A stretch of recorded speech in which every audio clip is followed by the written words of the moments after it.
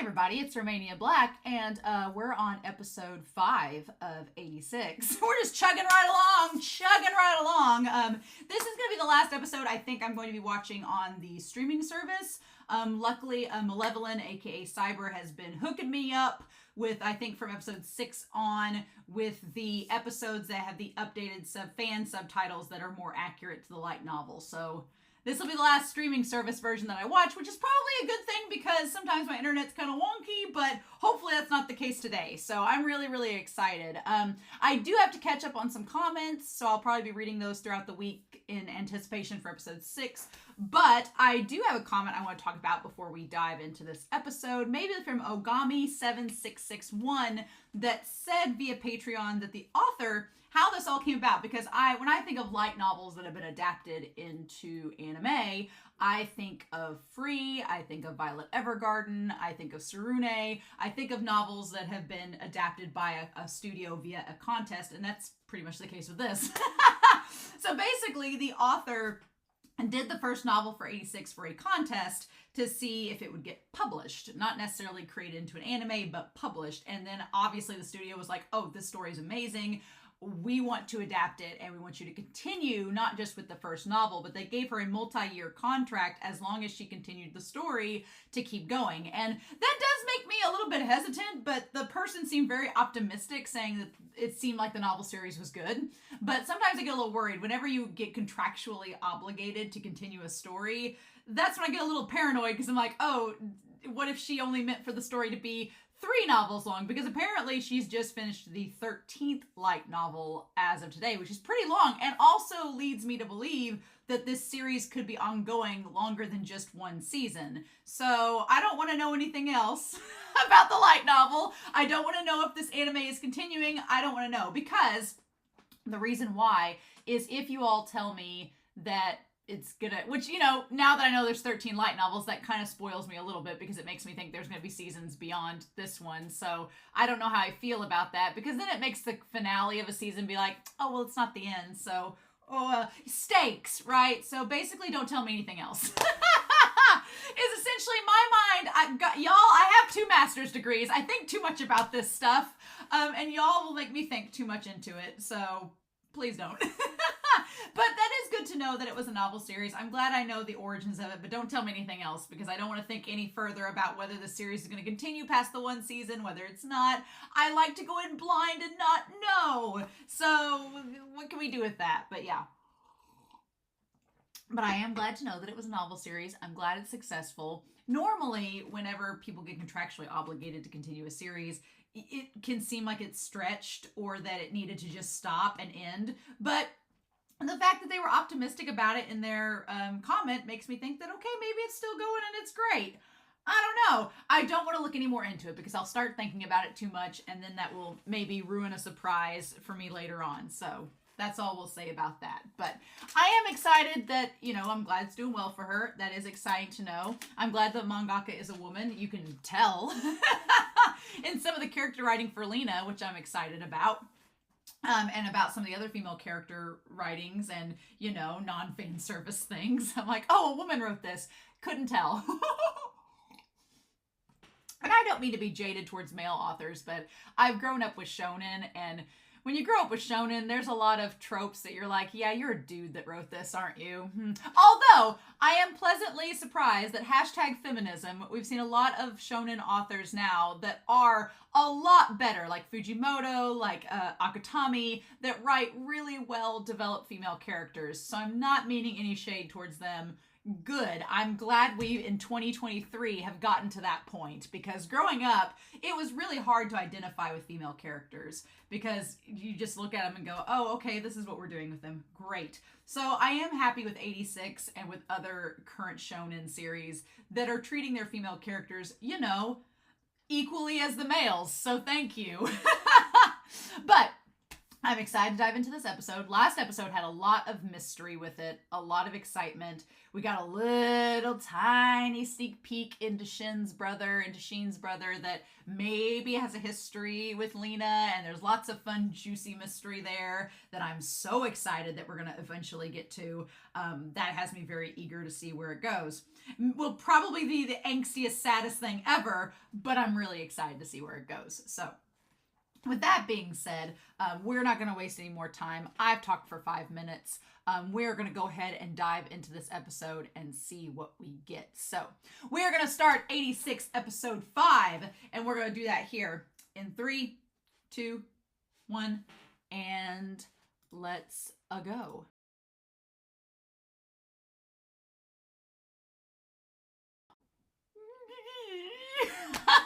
Don't mind me. Just freaking out at zombies in this series. When did we go into zombie mode? Episode 5, bitch. That's where we went into zombie mode. Oh my god. So yeah.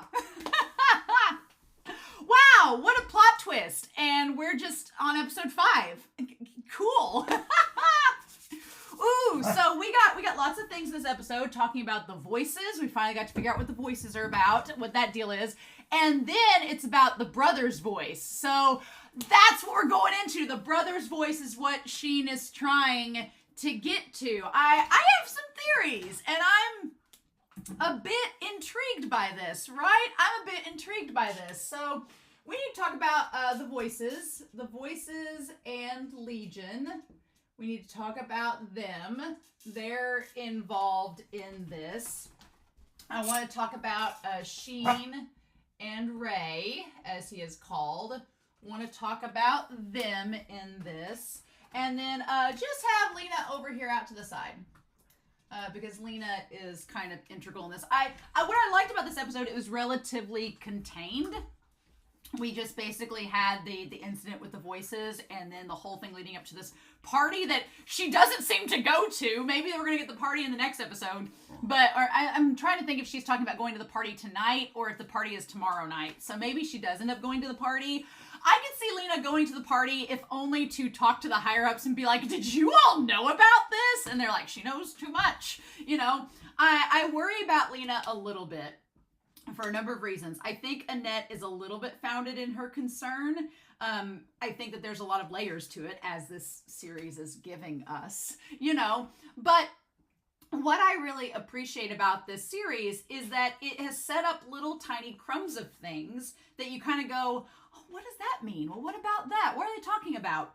And in the context of the series and in the context of the characters are just saying things that they already have self-awareness of, that they know about, and they're just talking to one another. We are the audience that's the outside party coming in and hearing. It's like when you walk in on a conversation and there's an inside joke and you don't get it, and you're like, what does that mean? And they're like, you just had to be there. That's kind of like basically what this is. We talk about Raiden and Sheen's conversations. They all kind of point to this. There's a big question of if Sheen has ulterior motives that extend beyond the 86 unit that he's with. We'll talk about that. But what I like about it is we're slowly piecing together what we've already kind of been clued in on. We just didn't know the context of it. And it's getting revealed slowly but surely. And I like that. I like that a lot. So let's just dive into this episode.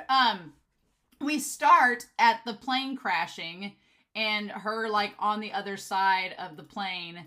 And we're assuming that her dad protected her until the end, but he's pretty much dead. He's pretty much dead there. Now, there is the question, right? There is the question with the Legion. Did Vaclav's brain get taken? That would be pretty messed up. If Vaclav and then Ray, we know that Kai, her brain was taken, which is messed up. And now it makes even more sense why they don't want to get killed by the Legion, because their brains will get taken and used as processors, literal processors for the Legion. So the idea that the brains are harvested and used to power Legion's robots. which is insanity, right? And so they have the idea that the more unharmed the brain was, the more valuable it is for military use. It's basically just using the brain power like a zombie. I mean, the thing that I think is important that Sheen points out is like the soul is gone. Like the soul of the person is no longer there, because why would any of these soldiers willingly have their, their soul into helping destroy their comrades? So it's not the soul. It is literally just the brain and its functionality.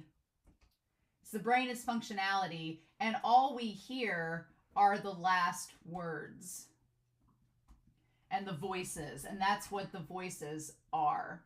And it seems that Sheen is looking for his brother's voice, which is what Raiden was talking to him back in the one of the earlier episodes when the one person died. They're like, "Oh, did you hear your brother?" And he was like, "No." So Sheen is always, he nearly died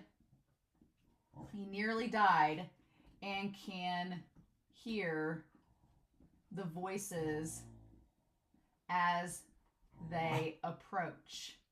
And yeah, that's messed up, because like Lena said, she's like, isn't that painful? Isn't that a bother to you? And that's why he's reading all the time to try to distract himself from hearing all these voices. And it's like, oh my God, yeah. So yeah, Sheen's pretty messed up by this. He's just covering it very well, And I feel like Sheen is driven by this desire to find his brother's voice. I feel like Sheen does not expect himself to live, or not, or maybe that's not the case. We'll talk about it.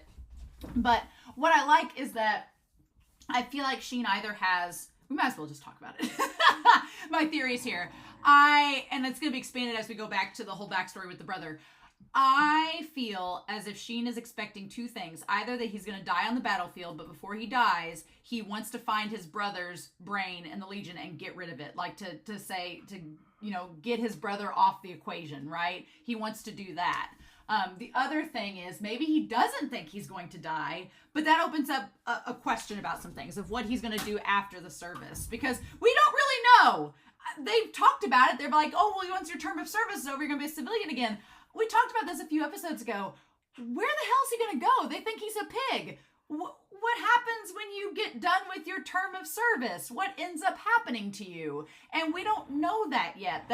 Lena hasn't really talked about it. Sheen hasn't talked about it. Nobody's really expressing what that's like. So I don't think hardly anybody's made it to the end of their service. I think they've all died. And it would not surprise me if Sheen isn't telling her, and he eventually comes out and says, yeah, remember all these things I've told you that you thought were true and were completely wrong? Yeah, we don't have an end of service. The end of the service is that we're basically offered up to Legion and that's it, right? He's like, it's stupid. My big question in all of this is, what the hell is the Republic going to do? Because what's the plan? Because the Republic has been touting this idea that there's 2 years left of the war, and then it's like, yay, victory, we're done, and then we don't have to worry anymore. But if Sheen's like, oh no, that's not the case. They've been replenishing their brains with other brains. They're not dying. They're just cooping up an army and they're gonna slaughter us all. Don't know if you knew this. Then it's like, well, what is the Republic's plan? Are they that in the dark? And my thing is Lena going to tell them? Is she going to tell them about Legion? And is it all going to come out that they already knew?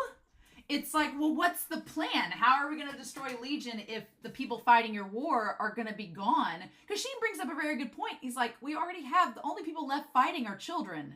Everybody else died. So once we're all gone, it's up to you all to fight. Hope you're ready for that. You're not. So, because yeah, he's like, you guys have been sitting on a couch playing video games last 9 years while we've been fighting your battle. What's going to happen when they come to your door now and you don't have a way to fight back? So I am very concerned that either the Republic has no clue about this, and they should, but they're just that, arrogant and think that it'll all be solved, or and they were going to plan on wiping out the 86 anyway, once it was over. Or the worst thing is, if the Republic does know that this is going down, what is their plan? What are we doing? What is our plan at that point? That part is, and maybe, here's the scary thing, maybe the Republic does know that this brain zombiness is going down, and they've orchestrated it as a means to wipe out the 86 and to wipe out the other district and just eliminate them altogether. And then they've got some kind of contingency in place where they've already figured it out, and they're like, oh no, we actually have a plan to stop the Legion. We just need them to get rid of the 86 for us, and then we'll miraculously shut them down and tell everybody that we won the war, and that's it. And it's all just like this calculated mass genocide. At this point, I wouldn't doubt it, but it seems like a lot of wasted effort. You know, like why go through all that trouble, you know? Unless you're just torturing these people, why go through all that trouble? But yeah, it is so messed up. So messed up. So anyway, getting back to this episode, my mind is just kind of blown by this episode, literally. So we have the idea that she saved from the Legion, from her brain being taken, by Sheen's brother, the Headless Knight. And he shows up, and he looks so much like... I like that we finally get to see his eyes. Like, I think that it's either one of two things. Either Sheen in his head, because even in the flashback when Sheen remembers, like, whatever's happened to his neck, when he remembers that, he still doesn't see it's like his brother's face from here down. We don't see the eyes. So either Sheen is telling the truth and he really has forgotten what his brother looks like, or it was something last episode to intentionally make us not see that him and Sheen have the same eyes until we got to that point. But I think it's the former. But he does look a lot like Sheen, only with the glasses. And that's why she draws him. So he sees her and asks if she's okay, and like grabs her hand and takes her away with him. And so what does he say here? He says, confirmation complete, returning to base. And he takes her back with him. And he offers her the bar of chocolate, right? I love the exchange between them where he gives her the chocolate and they break it in half. And she ends up breaking it in half to share it with him. Like, I think Lena is a very perceptive and like way years above her time child. Like, for her to say the things that she does as a little kid, it's like, yeah, girl, ahead of your game. Also, I love that he's the opposite color scheme of Sheen. They both have the same face, same eyes. He just has red hair, gray eyes. Sheen has gray hair, red eyes. They're just like a little opposite color swap. And he just waves the chocolate, and she's like, I don't really like chocolate, but okay. And so then he gives it to her, and she asks about her dad. And it's not that she's just sad that her dad has died, but she tells him, she's like, he said we were doing horrible things to you all, but why did you still save me? What was the deal?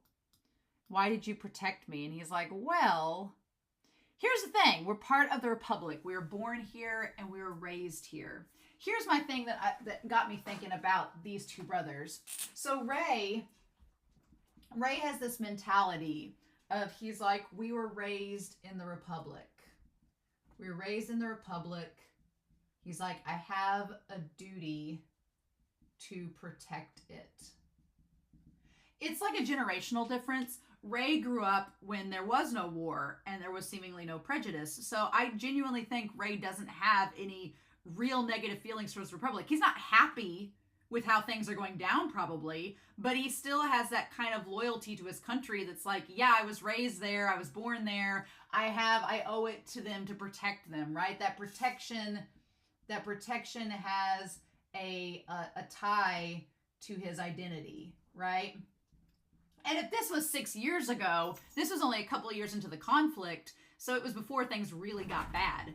So there's that. Whereas on the other hand, I don't think Sheen has that. Sheen's the younger brother, right? So I do not think he has that same loyalty. He's just hiding it very well. Now, talk about this of where they're from, right? He says, I was born here and I was raised here, so naturally it's part of my duty as a soldier. It's my duty to protect this country. It's something to be proud of. I'm not one of those losers who talks and does nothing, which is interesting because we're talking about her dad, who the uncle says talks and did nothing. So is Ray suggesting that he is not like Vlakov? Vlakov or whatever his name is. Vaclav, there we go. He's not like the dad where he did nothing, he was acting. Which him and Sheen seem very similar in that regard, right? Okay. So he's like, I'm going to actually do something about it, and that's why I fight. I'll fight to protect this country to the end. Which is why maybe Sheen is after trying to find the robot that has his brother's brain, because obviously the robot fighting the Republic is the exact opposite of what Ray would want. So even if Sheen doesn't necessarily harbor those feelings of nationality and whatever, to honor his brother's memory, maybe, although if his brother choked him, we'll talk about it. But to honor his brother's memory, he's trying to find the robot and get rid of it, because my brother would be insulted if he knew that his brain was being used to power something that was actively trying to hurt his people. He would be insulted by that, so I'm just trying to like live out my brother's dream and protect the country for him, right? And he's like, oh, just never mind me. And then that's when she gives him the chocolate bar. And excuse my dogs. And he's like, I have a brother that's about your age. And he's like, he's probably grown up big and strong. And she's like, well, you haven't seen him. And he says, no. So here's the thing. 6 years ago, Ray and Sheen were separated. And he died 1 year later, right as Sheen joined the Spearhead unit. Or right as Sheen joined the program as a processor, right? So clearly, if it's the case of Sheen learning that his brother died and that was motivation for him to join, maybe, but I like this show as being very mysterious and not giving us a lot of answers. And he's like, no, I can't go home yet. And she's like, thank you. And he's like, So here's the thing. And he's like, my name is Show Ray, call me Ray. And she's like, you're such a strange man. He is. And he's like, it's a rare name in this country. And she's like, well, you're not from the Republic? And he says, my brother and I were born here, but our parents were from a neighboring country. Do you know what the Empire of Jihad is? And she does it, the country that made the Legion. Uh-huh. Aren't you scared to fight? And he says, I am. But if I don't fight, I can't survive. So this whole conversation here, so I won't die, I can't. And I think that's, he's like, I have to go back to my brother. So, okay, they talk, and he has like the little hole in his gear there, and the light shining down on her. That's really, really well done. Okay, so we had this idea that Ray and Sheen were separated, possibly at the internment camp. Possibly at the internment camp. And that he wants to live until he gets back to him. Which we know doesn't happen. He ends up dying. And seemingly the Legion, I think, has taken his brain and they put it in a robot, and he's one of the commanders for the Legion now, and that's why Sheen's going after him. But my thing is, I think that they're both originally from Jihad. Because the way he talks about it, he's like, do you know about this country? And she's like, well, they're the ones that made Legion. I think they're originally from Jihad, and his parents immigrated over there at some point. But my question is, was Sheen, here's my tinfoil hat theory. My theory is Sheen, is he working with Jihad or was working with the Empire? Did he give information to the Empire and that's why Ray was mad at him? My thing is Sheen like a double agent? Is he... Here's the thing. They've told us that the Empire of Jihad is dead. That the Legion's taken over. The Empire of Jihad's dead. They've been dead all this time and the Legion overran them, whatever. What if that's not the case? What if that's a lie too? What if that is just what we think is happening, but in fact, what if the Empire of Jihad is still up and kicking? And we don't know about it. What if Sheen is a double agent? What if he is working until he can find his brother's brain or find the Legion robot that has his brother, get rid of him. And what if at the end of his service, he goes back home? What if he goes back to the country of Jihad once it's over? And it's like, what if his teammates die and he's like, that's it, bye, and leaves to go back to where they're from? What if at some point, because this was early on in the war, before Jihad was supposedly wiped out, what if somebody like came to get information from the other side, from the Republic, and what if Shin gave it to them, being like, well, you're from where I'm from and born, you all won't treat us like the Republic's treating us, putting us in these internment camps. Yeah, I'm going to give you information. And Ray, who is like really loyal to his country, what if he finds out? And that's why I'm trying to think of what would get Ray so angry and say it's your fault that he would literally try to choke his little brother, that he feels very regretful for later and wants to go back to him. What kind of action would lead to that? Well, if Shin, as a kid, was pissed off because his family was suddenly segregated and put in these internment camps, and he's like, you know what if you guys hands us a piece of information? Shin seems pretty smart, and he gave it to the Empire of Jihad, and they used that information to fight against the Republic, and Ray found out about it and was like, how dare you? Like, what? And Shin's like, well, they abandoned us and whatever, and they had an argument about it, and then Ray went off to fight in the Republic. What if that's it? I don't know. What if that's the case? We don't know. But in any case, he says he can't die. He has to go back and see his brother. But we do know that he does die, right? And of course, symbolically, you have a piece torn out from the metal of the shell of the husk of the juggernaut. The metal cut out there with the moonlight shining through is the same size and shape. Well, not the same size, much bigger, but the same shape as the pieces that Shin cuts out of all of his fallen soldiers, right? So then we go 6 years later, and she finds out that his brother died on the Eastern Front 5 years ago during Spearhead Unit, right? And so she said, he's like, there isn't anything I want to do, but there's something I have to do when my term of service is over.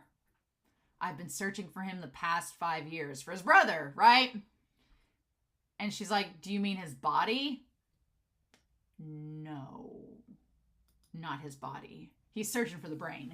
He's like, I don't want to do this, but I have to find my brother's brain and I have to confront him. It's like, we have to meet each other one more time on the battlefield.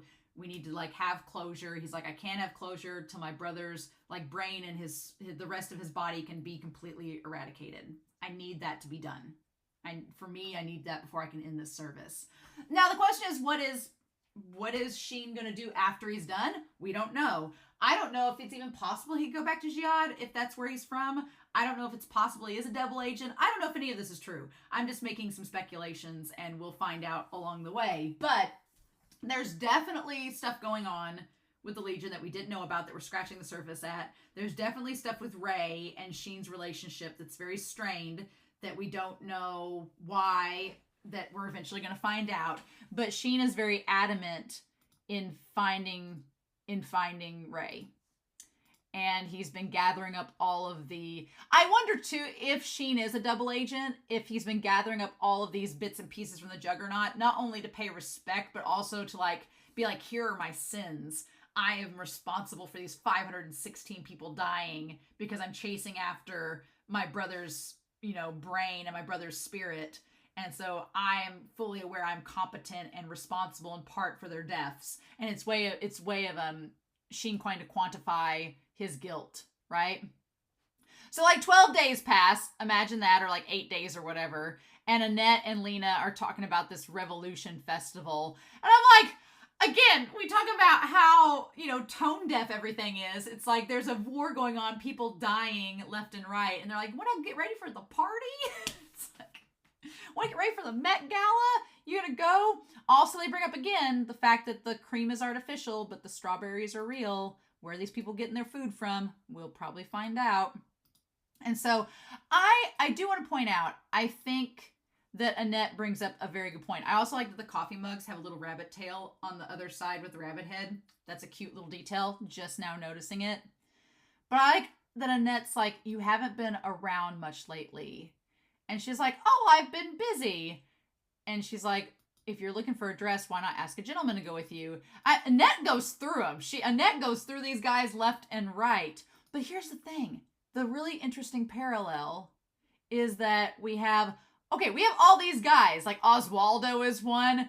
These guys are like what is it? Like Hector is one. They're all older men. And I'm like, okay, girl, you're like what, 20? And we see whatever his face is. We see another guy that looks older. We see all these old men. If I'm looking through this photos really fast, they're all older men. Like none of them, they all look like they're in their 40s. I'm like, girl, what the fudge? And then we go to Rudolph and he's literally 5. The fudge. Nope. I'm like, I don't blame Lena for like not being attracted to any of these men, right? But that there's something kind of disturbing and messed up that Lena's prospects are all older men and she's like 20. There's some disturbing stuff there, and she's the head of this parade research, so there seems to be like ulterior motives perhaps there, which is also disturbing. But then them trying to like pass off this 5-year-old kid to her, gross. Ew. Nope. But also you talk about the handlers, and she's been marking them out one by one, and it's kind of, and it looks like it says looking for a challenger that's on the side there. It's a parallel to her talking about, she's like, I know they want my family's money, but seriously. And she says, why'd you put all the photos from your past prospects up? And she says, my team did it as a joke, so I won't forget. And that ties into the idea that the 86 have all the previous handlers before marked out so that they won't forget either. Like to remember those that came before them. There's that theme of remembering those that came before you in the past. And then there's the black sheep and the voices that tie into that, and not forgetting the dead. Crazy talk. So she's like, are you sure you're not tired? And she says, your face is a mess. And she's like, well, I've not been sleeping much. And she's like, you're overusing the parade. Sharing sensory data puts stress on your brain. Yeah, I could see that. I do think that her and Sheen are overusing it a lot to talk to each other because they have this connection, and it's becoming that's like this connection is getting them closer and closer to one another. I do think it's placing stress on her. I do think it's, maybe causing some anxiety and stress to her brain.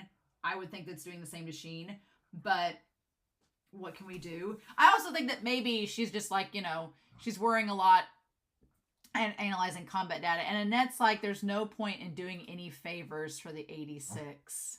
Again, I feel like Annette and the others, they know something. They know some stuff is up. They're going to sacrifice all them 86 to win this war. And she's like, oh, silly Annette. It's fine. Now, I do like the idea when she gets to the top of the stairs, her and Sheen are talking about the party. And Sheen does bring up a good point. He's like, look, I know that we give you a hard time because we say you're like sheltered and spoiled because you're inside the walls. At this point, nothing is changing the fact that you're inside the walls. So even though you're doing all this for us, we do need you there to provide some data and analysis, but you can't be here to fight with us. So it may do more harm than good for you to constantly be agitating us from the other side. Like, we like talking to you at night. We like being with you on the battlefield when it's needed. But otherwise, he's like, quit stressing yourself. You're not doing yourself any favors. You can't be here. There's only so much you can do. So unless you plan on coming over here, stop. And I'm kind of with Sheen because, yeah, she needs to, like, not... She gets... Oh, Lena overthinks a lot, right? And Lena is... She wants to be with them. You can tell. But there are barriers, right? And what I'm curious with Lena's character is if we are going to get in the next few episodes Lena trying to uncover more information now that she knows this very crucial thing, and her trying to find a way to learn more about Legion. I'm curious to know what the uncle knows, if he's aware of all this. I think he is. And what he's going to say when she finds this out, when she tells him that she's found this out. And he's like, you need to have a life too. And she's like, well, you don't have a life. And I think that's interesting that Sheen really doesn't seem to have much of a life. He sits there and reads to distract himself from voices constantly in his head. And that's when she hears... And I think another thing is that he didn't want her to hear the black sheep because she was always on the parade. He didn't want her to hear the black sheep coming in that he sensed because he didn't want it scrambling her brain, which now we know why some of the others took their lives because they realized what was going on. Yikes. And others were like driven to insanity. Yikes. Lena seems to have a pretty good head on her shoulders, so I'm glad she got in contact with them at the end of this episode because I was a little worried about her, but so far so good, right? And then she sees the couple making out. And it's very clear at this point that she has feelings for Sheen. She likes him, and the couple making out and her seeing in the shadows. When you see in the shadows the two of them, it's almost like she's imagining her and Sheen making out. And she's like, oh God, I don't want to think about this right now. This is embarrassing, and runs away. It's pretty clear she likes him. Also, we find out that Sheen lived in District 1 because he saw the fireworks. So again, he was the closest to the capital, closest to the center of things. Was Ray pretty high up in the chain of command? Did he know her father? I don't know. Sheen seems like they were pretty high up. So that could fuel the fire of why Sheen was pissed off when they got sent to internment camps, being like, we were at the heart of all this. What were his parents involved in? There's so much mystery. So much mystery, and I want to know more. So yeah, so she goes up there, and then that's when we hear the black sheep get in here. And the spiders. I love just the idea of the spider on the wall being like unsuspecting. It's a banana spider, but so yeah, she's like, how did you know the Legion are coming? And we've been wondering this the whole time. Like, how do they know hours in advance before everybody inside the walls? And now we know it's because of the voices. But I want to go back to that to get clarification about that. And he asks her to cut off the parade because he doesn't want her to hear the voices. He's like, it's dangerous for you to be synced. And she, of course, is like, well, I want to know what's going on. And he's like, yeah, I warned you. And it is a little bit scary that the idea that they've been fighting battles that she's not been able to see up until now. Because this is in the middle of the day. Usually they get on at night, right? Or they get on like at a certain specific time. And I've always wondered that. I was like, well, do the Legion just come in certain times of the day in waves? But what we see here is that not necessarily. She's just been, doing her humdrum everyday life, chatting up with Annette, eating strawberry shortcake, while these guys are fighting somebody, and they've just managed, like, the enemy. There's a whole screen full of them. And it seems like, Sheen just takes them on. But then we get, it's not static. And we get the people saying, like, screaming no, screaming how it's hot, their mom, and then she hears Kaya. And I just love the visualization of the ink pen and the ink like pouring out. Like you have this utensil, this tool, and when it's broke, like everything leaking out. It's creepy, right? Very creepy. Nobody died in this episode, so good deal. But it's such a creepy thing that we finally know what the voices are, right? And oh my God, like the use of silence in this episode was so good. Like, this series has excellent sound design, but the use of silence it makes you feel that emptiness, that presence, that sense of Lena thinking about what to do. It's that slow and methodical. It's very intentional. It's done so well, and I loved it to pieces. I was like, yes, please. Really well done. And I was wondering if she was really gonna, like, and she can't even write in her diary. She's so shaken by what she's just experienced. She can't write in the diary. She's like, what the fudge am I going to do about this? Like, there's so many questions. Where do I start? What do I do? And I just love the idea of everything being represented in red, and like everything's upside down and twisted, and the ink looks like blood. She sees the picture of her father. And then we see the image there upside down. We think it's of Kaya saying, I don't want to die. But it might not be. It might be an image of someone else, right? I think it might be Kaya there upside down. I don't want to die. And getting synced with whatever's going on. And I like that she's just like, what do I do? What can I do in this situation? I also like the idea that throughout this episode, there were like the flowers wilting. And like it's in June, so it's not anywhere near winter or anything. But like some of the flowers dying, like the petals coming off, that kind of being represented. And her realizing that she's crying. And then I'm with you. Oh my God. So meanwhile, what's interesting is that I love the visual of the woman from Alba, like the portrait of her, like with the, fashion statement or whatever. What does it say there? I wanted to see, what did it say? There was like a little was it just a billboard Said like something Sunday, something.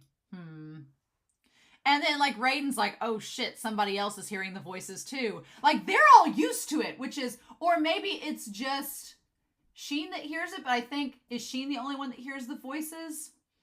Or do they all hear? I think they all hear the voices, because then when you hear Kaya's name over and over and over again saying, I don't want to die, they're all just kind of like, which for all of them to, on a daily basis, experience the voices of people they've like fought with, that is some messed up stuff. And the fact that they're all sane, that is some messed up stuff. That they're like, nah, this is just how we have to survive.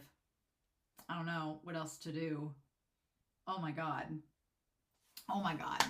So yeah, but they're like, well, we're going to lose another handler, and that's just the way it is. And they managed to get through it. And they're like, damn, that's Kaya. Didn't you torch her with her juggernaut? And they're like, they took her, damn it.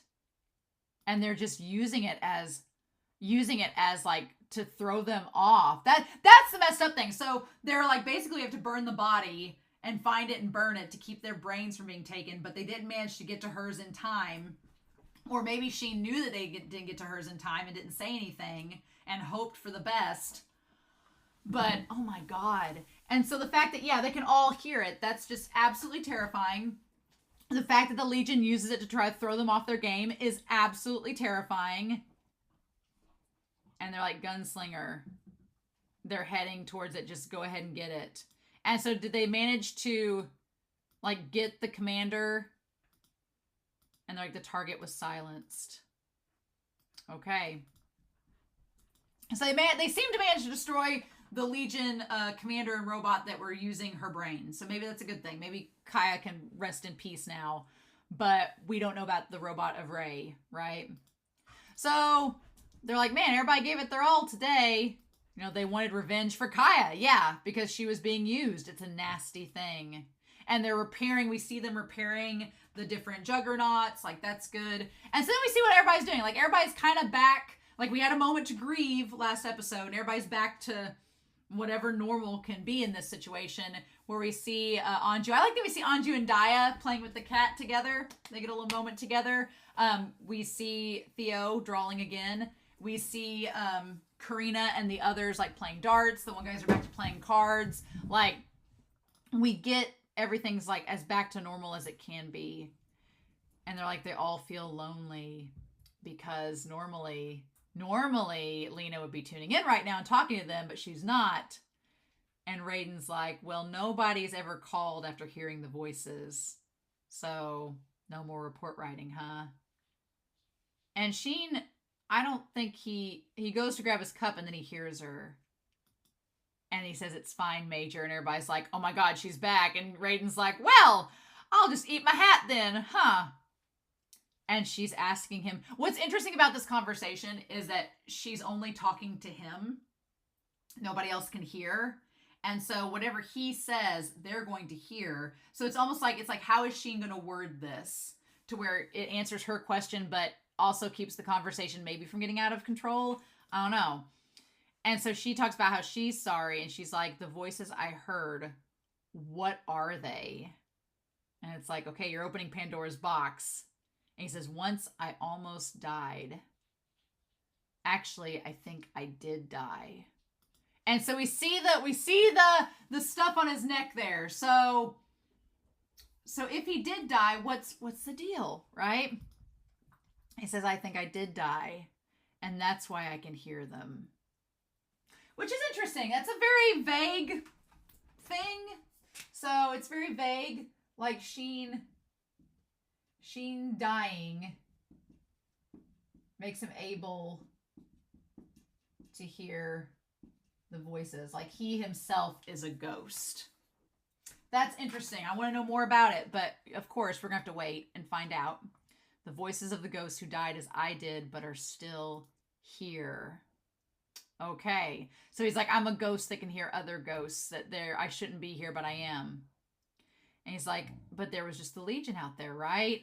And he's reading the whole time, like trying to distract himself, keep himself focused, don't get lost in thought. And he says, they're ghosts too. They're the army of a lost country with no reason to exist now that the empire is gone. So that's interesting. So Shin is talking about how he, like, you know, Legion is from a lost country with no reason to exist.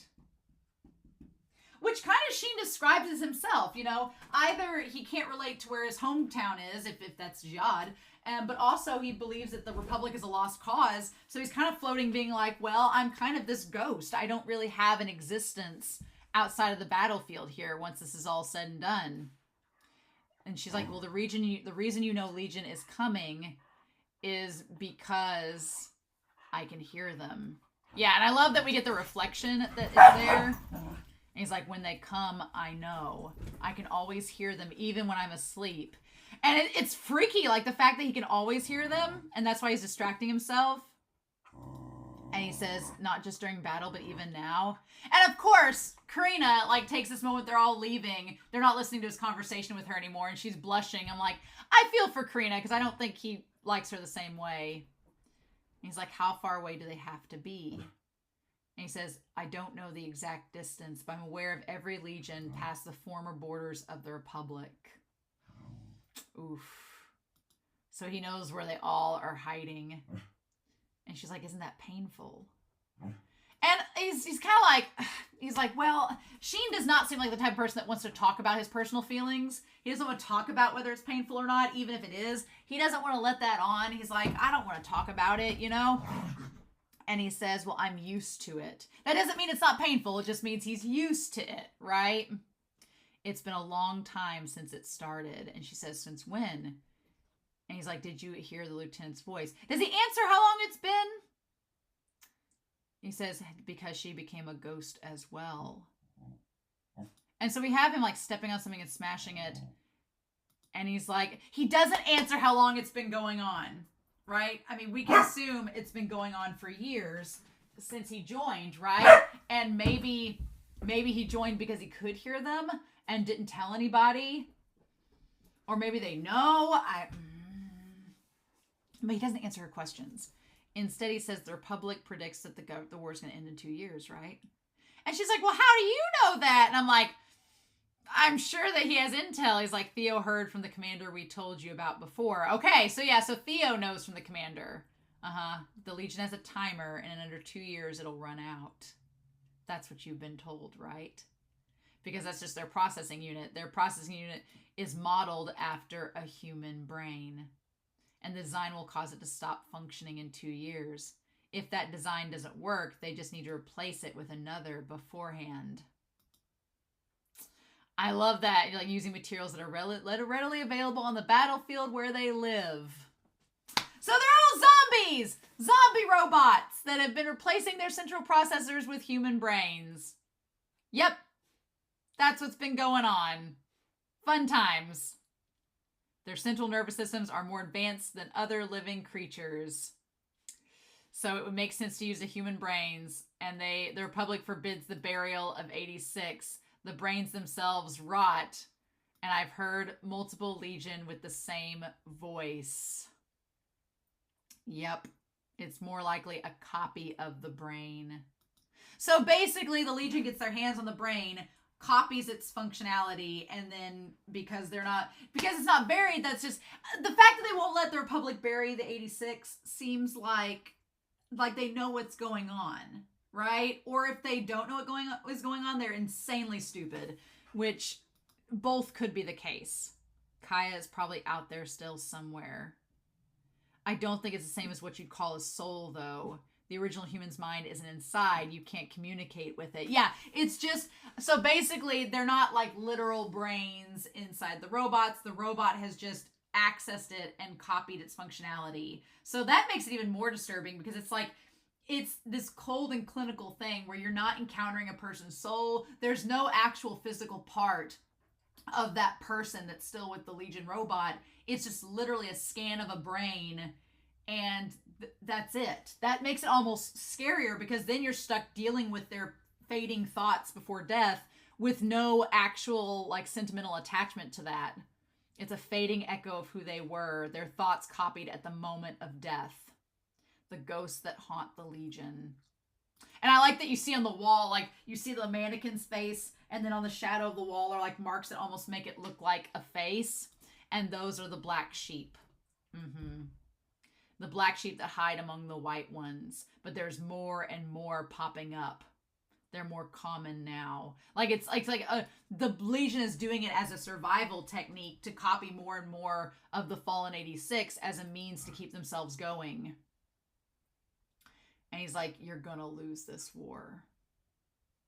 He looks in for books, right? And picks another one out. And she's like, what do you mean? He's like, the Legion with the new designs won't shut down in 2 years. They're not gonna stop. But the 86 are going to eventually run out. The only ones left are children, and they're already fighting. He's like, yeah, the people in the internment camps, the adults are dead. The kids are the only ones left fighting. There's only so many of them left. They're not gonna outlast the Legion that keeps copying their brains over and over again. And then what's gonna happen? They're like, at that point, he's like, we'll all be dead soon. And he keeps like just doing the marks in the wood there. I love all the symbolism with every little moment here as he's talking to her. He's like, are you all going to fight? Now that you've learned to push the cost of war into somebody else, are you going to do it yourselves? No, it's not going to happen. He's like, you can't. He's like, but there are fewer legions. She's like, no, there's more at the rear. They're stockpiling. That's the other reason that you're going to lose. The heads of the dead that the Legion take are all badly damaged. So there's not, but what if they get one that's not? The black sheep are still better at processing than normal Legion. So what happens if they get a brain that's not damaged? Then that's more valuable to them. She's like, is it possible? And he says, a ghost commander who leads and guides the unthinking Legion. Oof. We call them shepherds.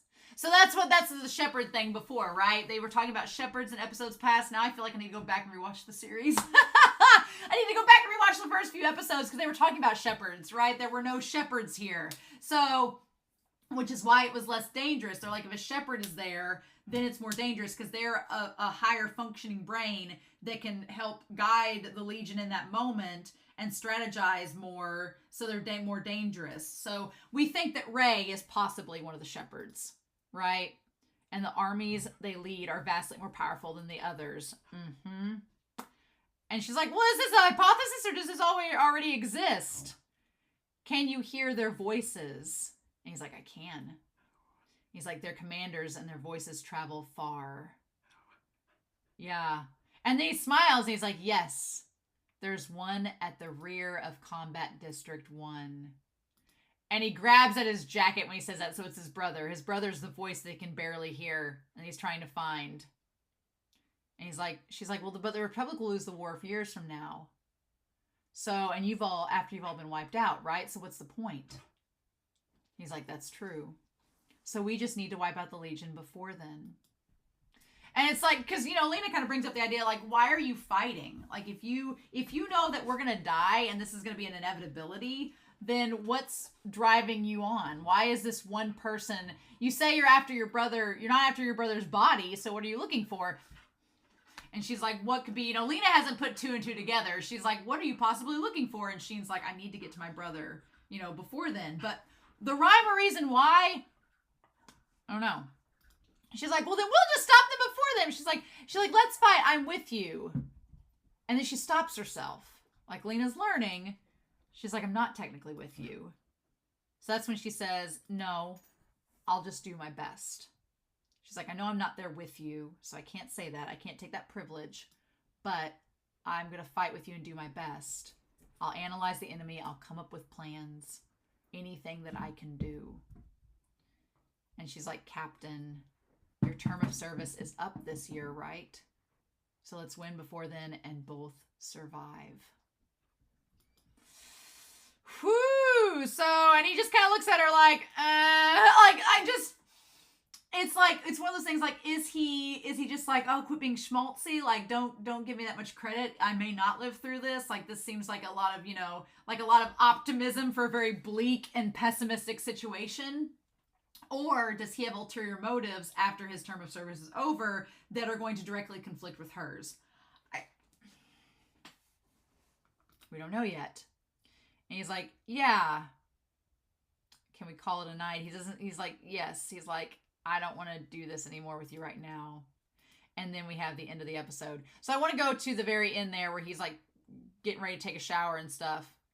And he takes it off.